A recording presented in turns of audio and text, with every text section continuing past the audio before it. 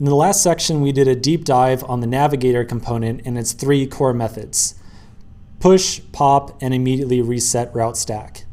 In this section, we're going to start implementing our Navigator inside of our main component. Remember, the goal here is to give the user the ability to navigate between the sign in and sign up screens. As soon as we get our Navigator in our place, we're going to start tackling that. As mentioned before, the Navigator component is a component just like any other. So we'll start off by importing the Navigator off of the React object. We'll then replace the existing view and sign-in tag with the Navigator. That means we also don't really need the view and text at the top, so we'll go ahead and take those off.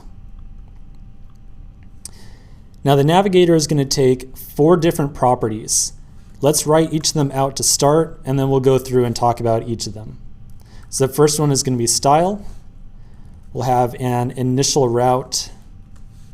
We'll have render scene, and then configure scene. The first one, the style, I think we've got pretty much on lockdown. We know what's going on here.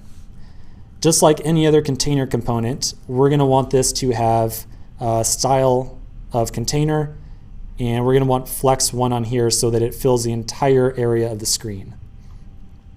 Unlike other containers, however, we don't actually need justify content or align items on here, so we can go ahead and just take those off. Okay. The next property here is initial route.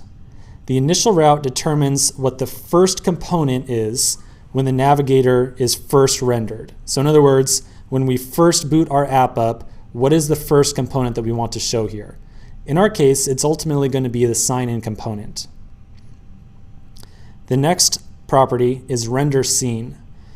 We're going to pass ultimately a function to this property right here. This function will be called with a route, and we'll talk about what a route is in a minute, whenever the view stack changes, whenever the Navigator changes. Render scene will contain some functionality that tells the Navigator how to render a given route at any given time. Finally, configure scene. This is a property that describes how newly rendered scenes, or how newly rendered components should appear to the user. So in other words, whenever we say push a view onto our stack, this describes how that view will appear. Is it just going to like poof instantly show up? Is it going to like float in from a side, or some special animation or what have you?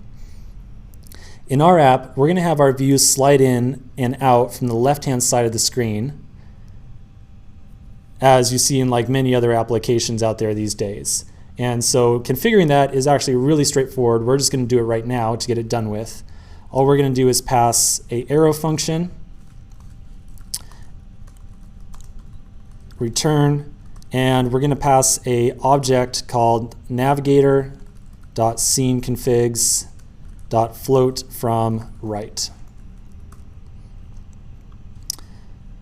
So this, as you might imagine, is telling the Navigator that whenever a new view is pushed onto the stack, it should float in from the right. And I know it said like from right, you think that'd be like the right-hand side.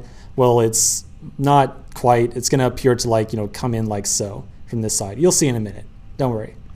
So this function right here, this little area might look a little bit mysterious, but again, it's really just describing how new views appear to the user on the screen. So one quick note about routes, and we're going to start creating routes in the next section. Routes, when used with the Navigator, are text strings that refer to a particular component. So our sign-in component, for example, might have a route name of sign-in. And when we put together our sign-up component, it might have a route name of, say, just sign up. In other words, we might have like a one-to-one mapping between our component names and the route names. So let's take a break here and continue in the next section and get started with defining some routes.